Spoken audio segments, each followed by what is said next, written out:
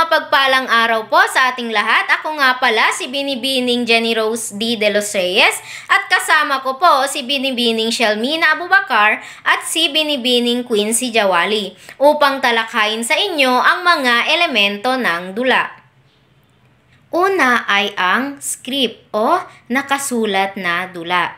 Ito ang pinakakaluluwa ng isang dula. Ang script po ay ang nagsisilbing kaluluwa ng dula. Ito ay ang gabay na kung saan nakasulat ang mga dialogo, kilos at mga pangyayari sa isang pagtatanghal. Ang script po ay isang blueprint na sinusundan ng mga aktor at direktor upang matagumpay ang isang dula. Halimbawa na lang dito, kung ang isang dula ay tungkol sa pag-ibig. Ang script ay maaaring maglalaman ng mga linya tungkol sa pagmamahalan, pagsasakripisyo at pagkakasundo ng mga tauhan. Pangalawa ay ang gumaganap o aktor. Ang mga aktor o gumaganap ang nagsasabuhay ng mga tauhan sa script. Ang mga aktor ay nagbibigay buhay sa mga tauhan sa script. Sila ang nagpapakita ng emosyon, damdamin at karakter ng bawat tauhan sa pamamagitan ng kanilang pag-arte. Pangatlo ay ang dialogo. Ang mga bitaw na linya ng mga aktor sa isang sandata upang maipakita at maipadama ang mga emosyon. Ang dialogo ay ang mga linyang binibigkas ng mga aktor upang maipahayag ang kanilang damdamin at kaisipan. Mahalaga ito upang maging mas makatotohanan at may damdamin ang isang dula. Pang-apat ay ang tanghalan. Anumang puok na pinagpasyahang pagtanghalan ng isang dula ay tinatawag na tanghalan. Ang tanghalan po, ito ay ang isang lugar na kung saan isinasagawa ang dula.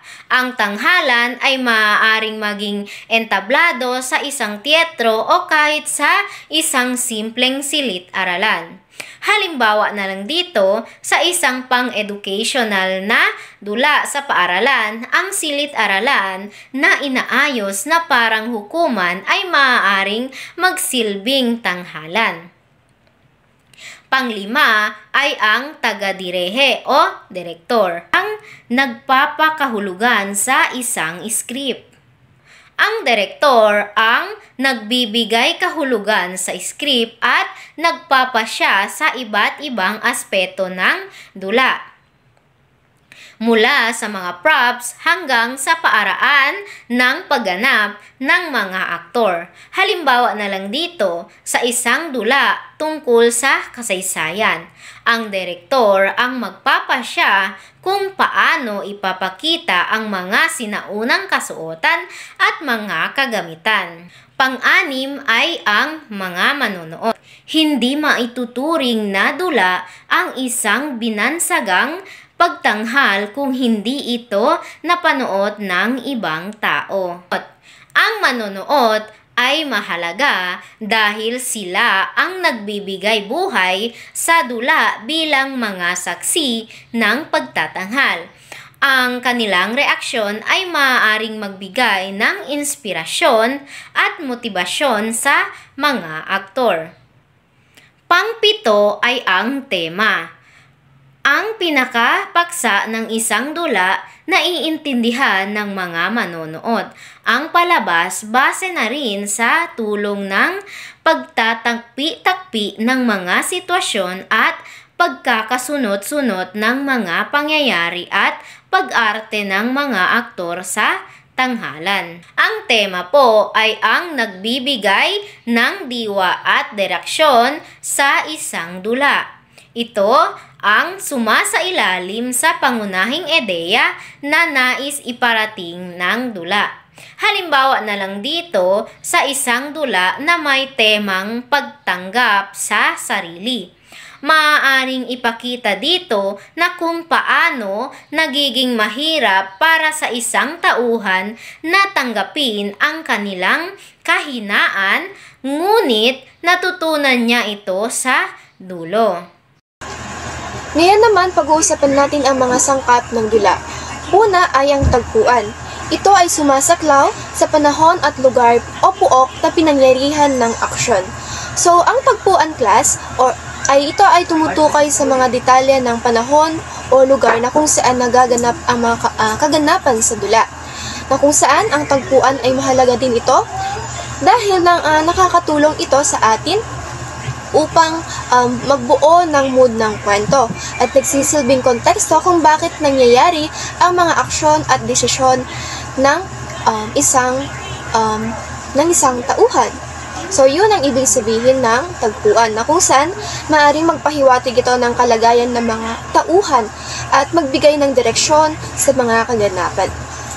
So, ang isang halimbawa ng tagpuan ay ang Noli Me Tangere ni Jose Rizal na kung saan ang tagpuan ay dito sa Pilipinas noong panahon ng kolonyalismong Kastila. At ito din ay ang mga mahalagang tagpuan dito ay tulad ng bahay ni Crisostomo Ibarra, ang plaza at ang simbahan na kung saan may malaking epekto sa pagkakaroon ng tensyon at mga isyong panlipunan na kung saan nagpapakita sa isang kwento. Sunod naman ay ang tauhan. Ang tauhan, sila ang gumaganap at sa mga buhay nila umiinog ang mga pangyayari sa kwento. So, ang mga tauhan po, ito ay mga karakter o mga tao na gumaganap sa dula, na kung saan sila ang nagpapagalaw ng kwento at sa kanila umiikot ang mga pangyayari. Ang bawat tauhan ay may mga sariling layunin, personalidad, at motibasyon na nagpapalalim sa kwento at nagbibigay diin sa mga temang tinatalakay ng dula. Ang tauhan ay maaaring pangunahing tauhan o tinatawag nating protagonista at sumusuporta naman ay ang antagonista. At ang bawat isa ay may papel sa pagbuo ng kabuuang naratibo. So, yun ang ibig sabihin ng tauhan. So, ang tauhan ay may 4 na uri. Dramatis personae, bayani ng trahedya or tragic hero, confidante, at foil. Ngayon, pag-uusapan muna natin ang dramatis personae. So, ang dramatis personae, ito ang mga tauhan ng drama na binubuo ng protagonista at antagonista. So, ang dramatis personae, ito ay isang terminong Latin na nangangahulugan mga tauhan ng dula, na kung saan binubuo ng mga pangunahing tauhan na may mahalagang papel sa kwento, pati na rin ang mga tauhan na nagbibigay ng kulay at konteksto sa mga pangyayari.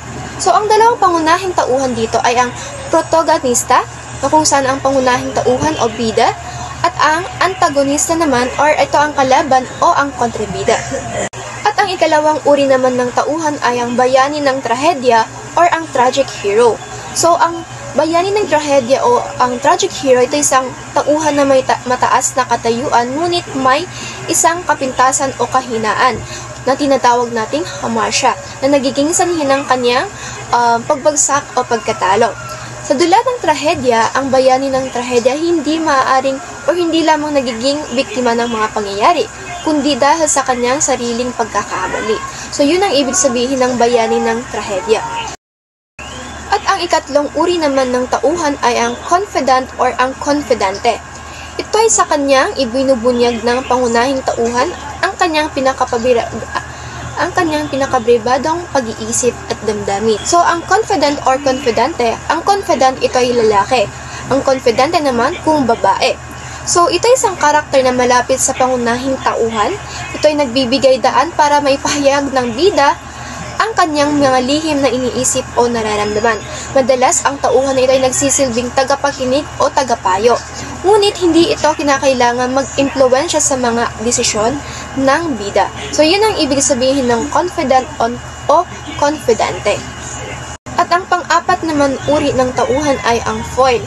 Ito ay isang maliit na karakter na may pagkakaiba o taliwas na personalidad na ang layunin ng manunulat at mabigyang tuon ang pagkakaiba nito sa ibang tauhan. Ay isang tauhan may kabaligtaan o kakaibang personalidad at katangian kumpara sa ibang pangunahing tauhan.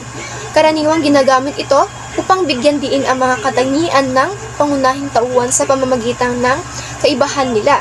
Sa madaling salita, ang foil ay nagiging salamin ng katangian o ugali ng bida sa pamamagitan ng contrast. So, yun ang ibig sabihin ng foil. So, ngayon naman, tutungo naman tayo sa ikatlong sangkap ng dula ay ang kwento ng dula. Kwento ng dula, ito ay maaaring bungang isip lamang o hanga sa totoong karanasan. Sa kasalukuyan, maaaring pagbatayan ng isang maikling katha o kaya ay nobela. So, ang kwento ng dula, ito ay isang uri ng naratibong pagsasalaysay ng karaniwang ginagamit bilang batayan ng isang dula o pagtatanghal. Maari ito ay bunga ng imahinasyon ng manunulat o bungang isip o kaya ay may hango sa tunay na karanasan ng tao o ng mga tao. Sa madaling salita, ang kwento ng dula ay isang kwento na ipinapalabas sa entablado o isang anyo ng sining na naglalaman ng dialogo. Naglalaman ng dialogo, aksyon at karakter upang mabigyan ng mensahe, magpatawa, magpasaya o magturo ng mga aral. So, yun ang ibig sabihin ng kwento ng dula. Okay po, ngayon naman ay dadako tayo sa aspekto ng kwento ng dula.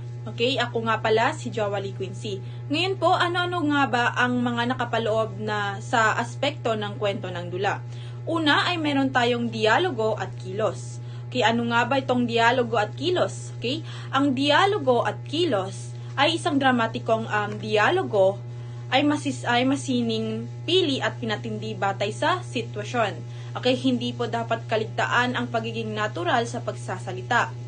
Ang pagsasalita ay may sariling katangiang ting, bigkas, diin, bilis, lawak, ang galaw ng mga kalaman ng mukha, ng mga bisig balikat, kamay at mga katawan hanggang paa mula pagpasok hanggang paglabas ng tanghalan ay mahalaga. So ito po yung kilos ng sa isang pagsasadula. Okay, ngayon naman ay bigyan pa natin ng isang linaw ang kauluan ng isang dialogo. Okay, ang dialogo po ay isang uri ng komunikasyon na tawag sa mga binibigkas ng mga karakter o tauhan sa isang istorya o maari po ding isang dulaan o balagtasan. So ito po ay nagsisimula pa sa sining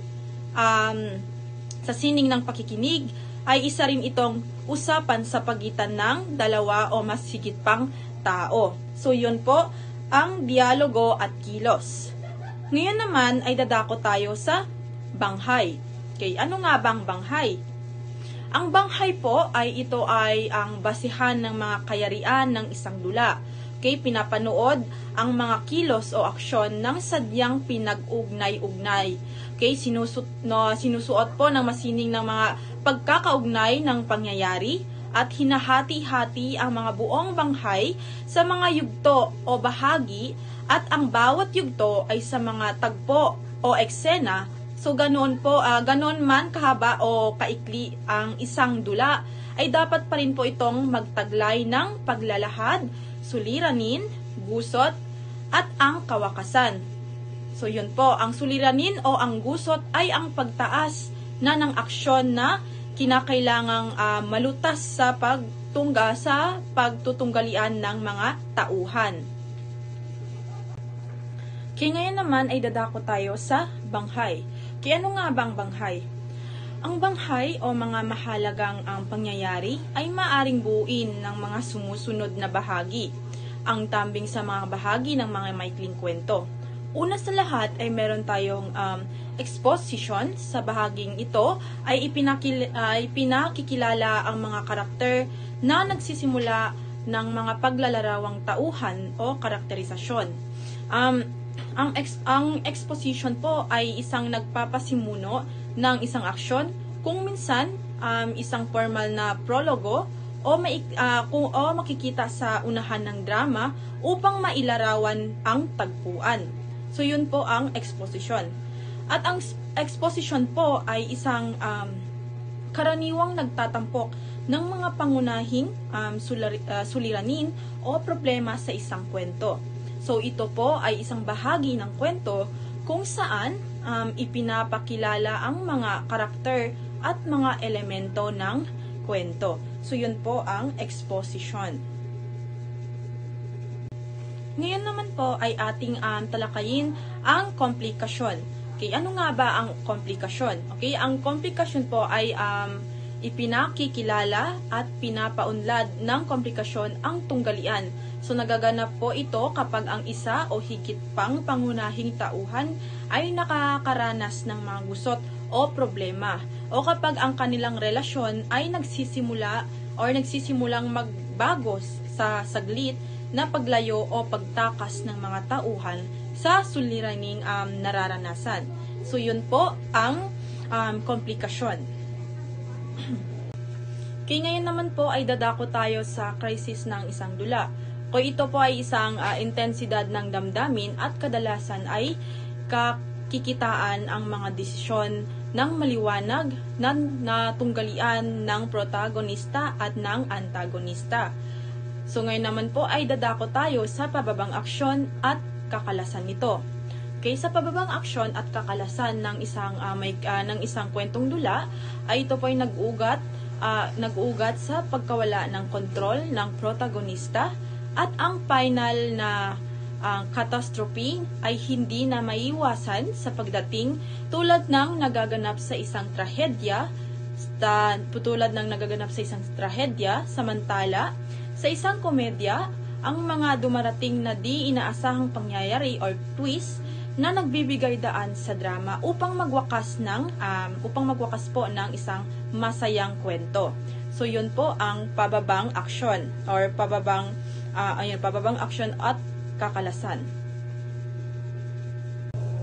Ngayon naman po ang huli ay ang resolusyon. Okay, ano nga ba tong resolusyon? Ang resolusyon po ay isang sangkap na ito ay nalulutas, nawawaksi at natatapos ang mga suliranin. Okay, at tunggalian sa dula. Okay, maaari po itong magpakilala ng mga panibagong mga suliranin at tunggalian sa panig ng mga manonood o mga mambabasa.